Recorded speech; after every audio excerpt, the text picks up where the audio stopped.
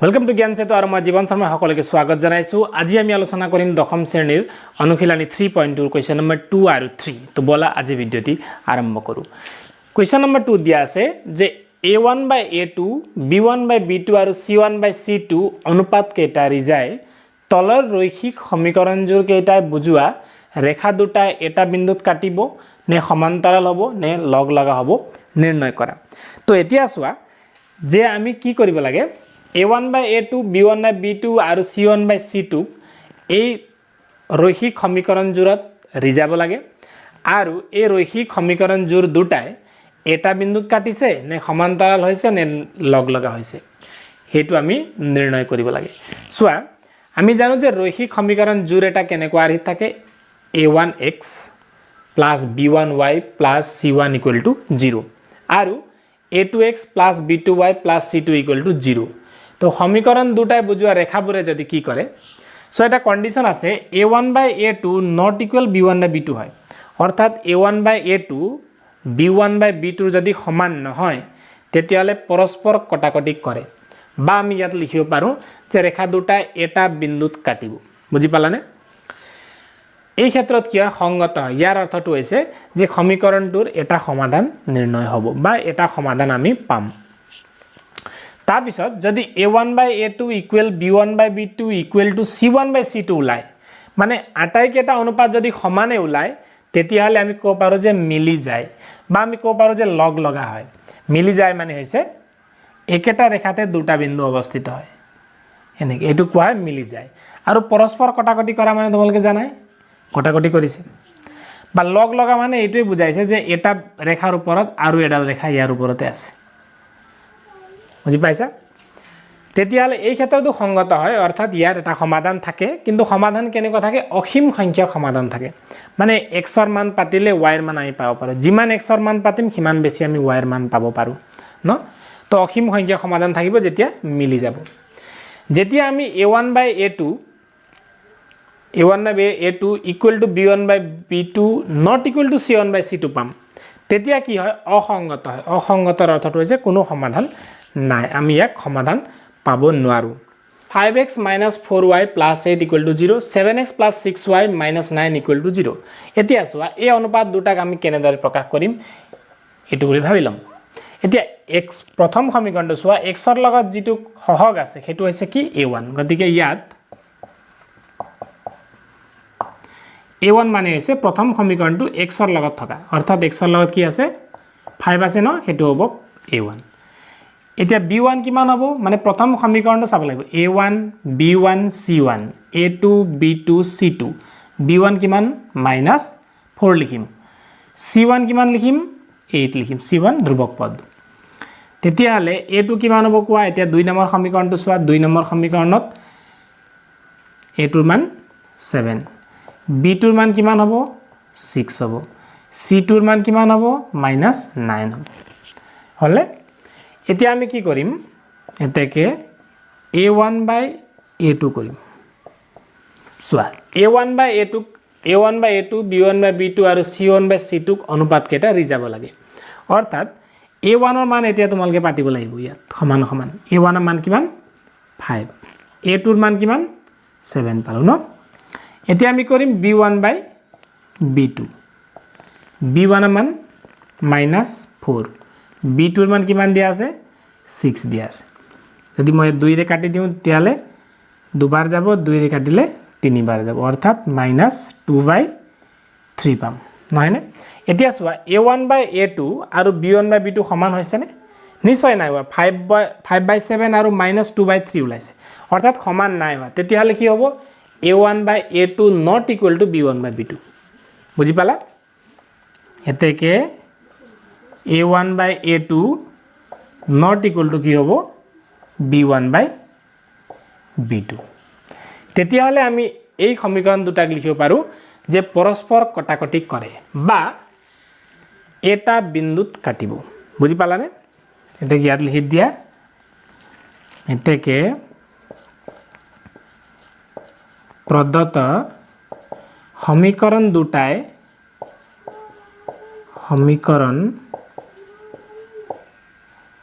দুটাই সমীকৰণ দুটা ন বুজোৱা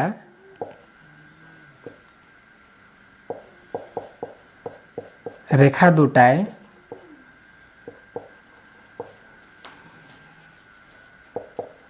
ৰেখা দুডালে এটা বিন্দুত কাটিব এটা বিন্দুত কাটিব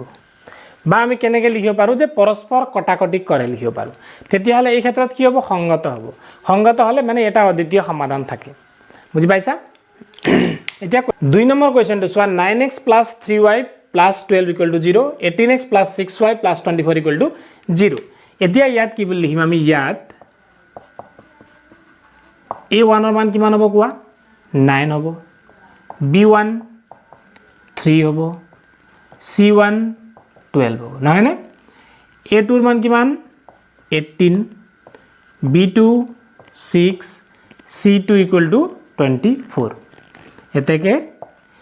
a1/a2 = a1/a2 অৰ্থাৎ 9 কি হ'ব 18 a1 ৰ মান ওপৰত পাতিবা a2 ৰ মান তলত তো আমি ইয়াক 9 ৰে যদি কাটো তেতিয়ালে এবাৰ যাব 9 ৰে ইয়াক দুবাৰ যাব অৰ্থাৎ 1/2 b1/b2 কৰা b1 ৰ মান 3 b2 ৰ মান 6 নহয় নে 3 এ এবাৰ যাব 3 এ দুবাৰ যাব অৰ্থাৎ আমি কি পালো 1/2 c1/c2 কৰা 12/24 c1 ৰ মান 12 c2 ৰ মান 24 এতেকে আমি কি পালো a1/a2 ইকুৱেল b1/b2 এই দুটা মান সমান পাৰোনে এতিয়া চোৱা এই দুটা মান যদি সমান ওলায় তেতিয়াহলে তোমালকে 3 নম্বৰ মান ওলাব লাগিব c1/c2 ওলাব লাগিব যদি a1/a2 not equal ওলায় তেতিয়াহলে c1/c2 নকইলেও হল বুজি পাইছা এতিয়া ইয়াক 12 ৰে কাটিলে এবাৰ যাব 12 ৰে কাটিলে দুবাৰ যাব ন এটো কি হ'ব 1/2 তেতিয়াহলে আমি লিখিব পাৰো c1/c2 এতিয়া এই তিনিটা মান সমান হল নে a1/a2 ৰ অনুপাত b1/b1 b1/b2 ৰ লগত আৰু c1/c2 ৰ লগত তিনিটা মানে সমান 1/2 1/2 1/2 ওলালে অৰ্থাৎ আমি কি বুলি লিখিম তেতিয়াহলে এতেকে ৰেখা দুটা কি হ'ব মিলি যাব বা লগ লগা হ'ব এটা কোৱেশ্চনটো মতে মিলি যাব আমি লগ লগা হ'ব লিখিম কোৱেশ্চনটোত কাৰণ লগ লগা দিয়া আছে এতেকে ৰেখা দুডাল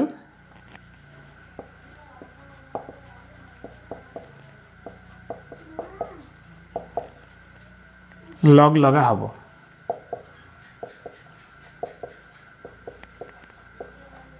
Question number 3 दिया আছে 6x - 3y + 10 = 0 2x - y + 9 = 0 তো ইয়াত আমি কি কি দিয়া আছে লিখি লও ইয়াত a1 ৰ মান লিখা 6 নহয় নে b1 কোৱা -3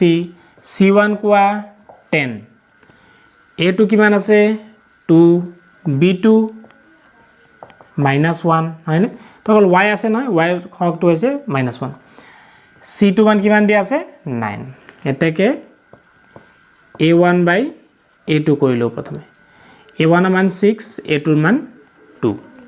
নহয় নে 2 এ 6 কেবা যাব 3 বাৰ b1/b2 কৰি চাও b1 ৰ মান কিমান আছে -3 b2 ৰ মান কিমান আছে -1 তো মাইনাস মাইনাস দুটা ক্যান্সেল গল একে 3 কেবাৰ যাব 3 বাৰ যাব c1/c2 কৰা c1 ৰ মান 10 c2 ৰ মান 9 এতিয়া সোয়া a1/a2 ইকুৱেল b1/b2 ওলাইছে হেতু কাৰণে আমি c1/c2 কৰিব লগা হৈছে ইকুৱেল টু 9 এ 10 ক 3 বাৰ না যায় নহয় নে গতিকে আমি কি পালো তেতিয়ালে এতেকে a1/a2 ইকুৱেল টু b1/b পালো b1/b2 পালো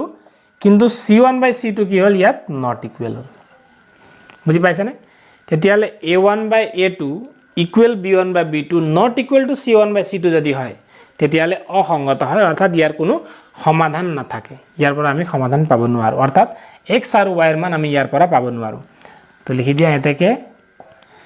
ৰেখা দুডাল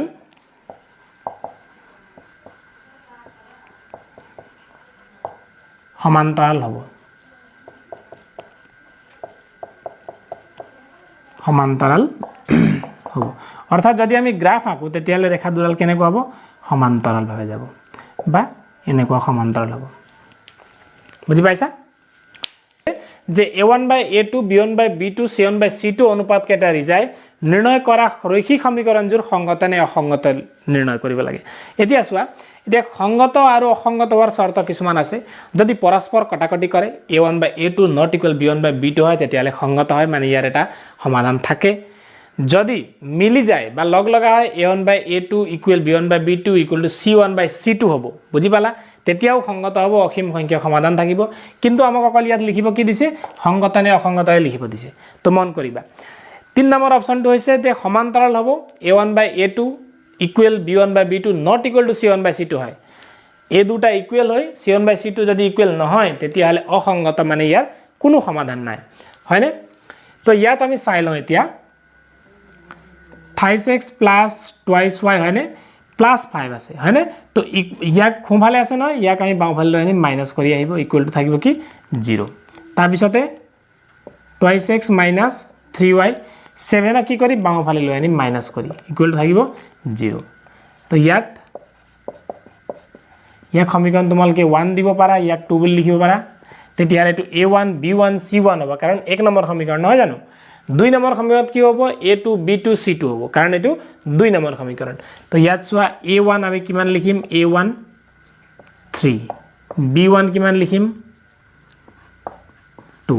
c1 কিমান লিখিম -5 আগৰ দৰে a2 কিমান লিখিম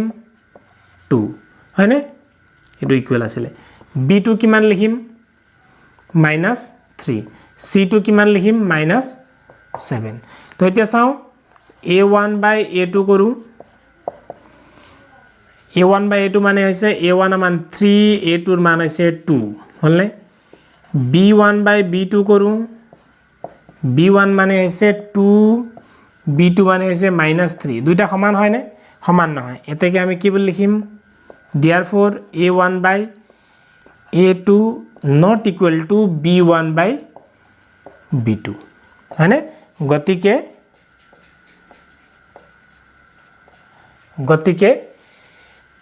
ৰৈখিক সমীকৰণ জোৰ মানে এজোৰ ৰৈখিক সমীকৰণ গতিকে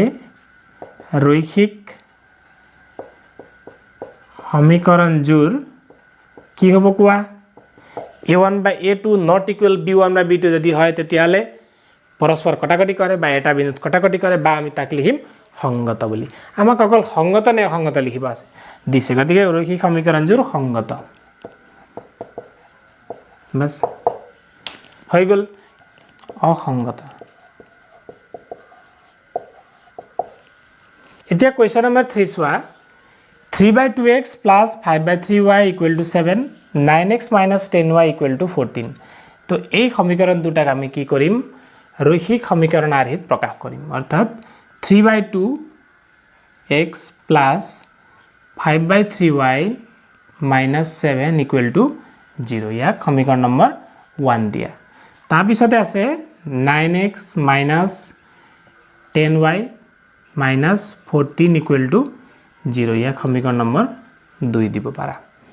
ইয়াত আমি কি পাওঁ a1 ৰ মান হৈছে 3/2 অৰ্থাৎ x ৰ লগত যেটো সহগ আছে হেতু হ'ব a1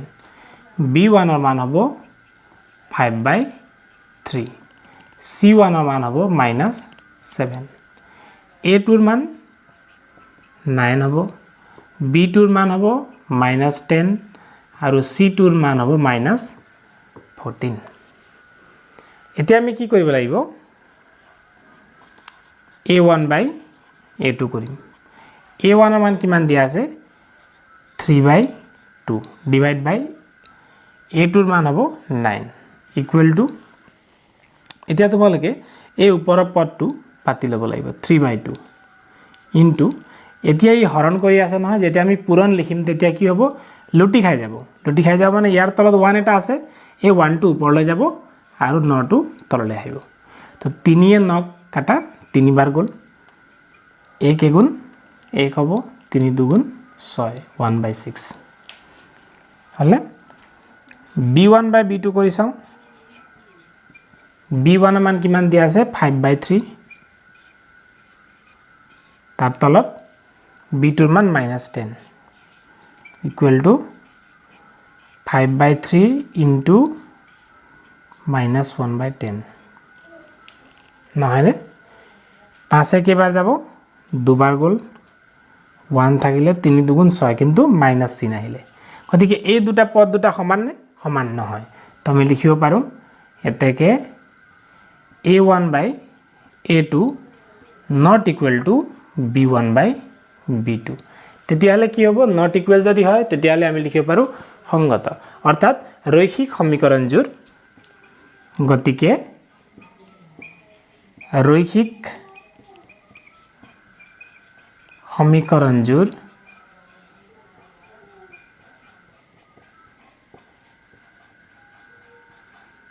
সংগত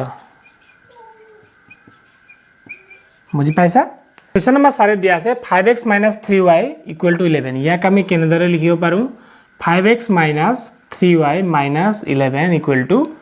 0 সমীকৰণ নম্বৰ 1 তাৰ পিছতে -10x + 6y + 22 = 0 সমীকৰণ নম্বৰ 2 ইয়াত সব -22 আছে না সোঁফালে ইয়াক আমি যদি বাওঁফালে লৈ আহো বা ইকুৱেল চিন পাৰ কৰাই লৈ আনো তেতিয়ালে প্লাস হৈ গুছি আহিব এতিয়া আমি ইয়াত কি পাওঁ ইয়াত a1 ৰ মান লিখা 5 b1 কিমান দিয়া আছে -3 c1 ৰ মান কিমান দিয়া আছে -11 তেনেদৰে a2 মান দিয়া আছে -10 b2 মান দিয়া আছে 6 c2 মান দিয়া আছে 22 হলে এতেকে a1 by a2 equal to 5 by -10 equal to 5 এবাৰ যাব 5 দুবাৰ যাব অৰ্থাৎ 1 by -2 পালো b1 by b2 কৰা -3 by 6 3 এবাৰ যাব 3 ৰে দুবাৰ যাব অৰ্থাৎ -1 by 2 c1 by c2 কৰিছোৱা দুইটা সমান ওলাইছে নহয় তেতিয়ালে c1 by c2 কৰিব লাগিব -11 by 22 11 এবাৰ যাব 11 দুবাৰ যাব তেতিয়ালে -1 by 2 ইয়াত কি ওলালে a1 by a2 -1 by 2 b1 by b2 একে c1 by c2 -1 by 2 অৰ্থাৎ এতেকে আমি কি কব পাৰো a1 by a2 equal to b1 by b2 equal to c1 by c2 তেতিয়ালে কি হ'ব মিলি যাব বা লগ হ'ব কিন্তু আমাক ইয়াত লিখিবলৈ দিছে সংগত নে অসংগত তো সংগত হ'ব কাৰণ ইয়াত অসীম সংখ্যক সমাধান থাকিব এতেকে ৰৈখিক সমীকৰণজোৰ ৰৈখিক সমীকৰণ জোৰ সংগত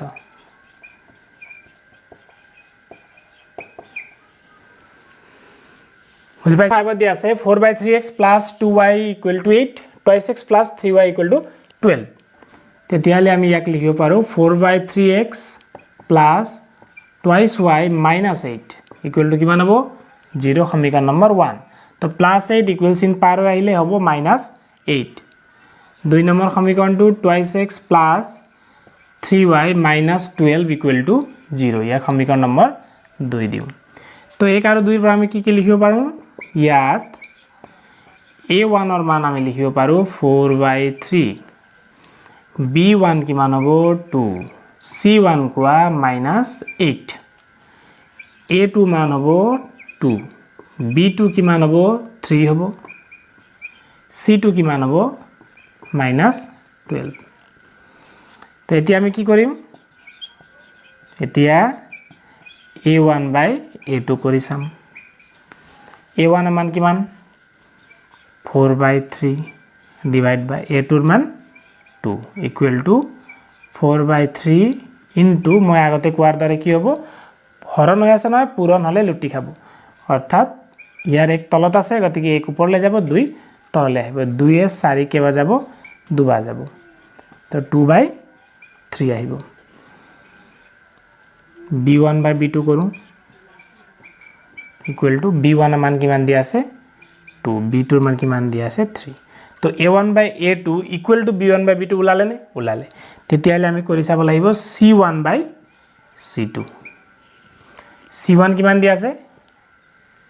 -8 আৰু c2 কিমান দিয়া আছে -12 তো মাইনাস দুটা ক্যান্সেল গল 4 রে কাটো দুবার গল 4 রে কাটো তিনবার গল তো 2/3 ওলাইছে নে ওলাইছে এত গুটেখিনি সমান ওলাইছে a1 by a2 b1 by b2 c1 by c2 সমান ওলাইছে তেতিয়া লিখিব পাৰো এতেকে a1 by a2 equal to b1 by b2 equal to c1 by c2 গতিকে রৈখিক সমীকরণ জোর রৈখিক সমীকরণ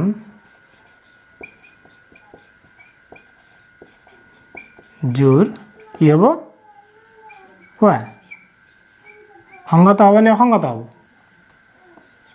সংগত অসংগত হওয়ার শর্ত এটা আছে যে a1 by a2 equal b1 by b2 not equal যদি c1 by c2 লাই তেতিয়ালে অসংগত বুলি লিখিব পাৰো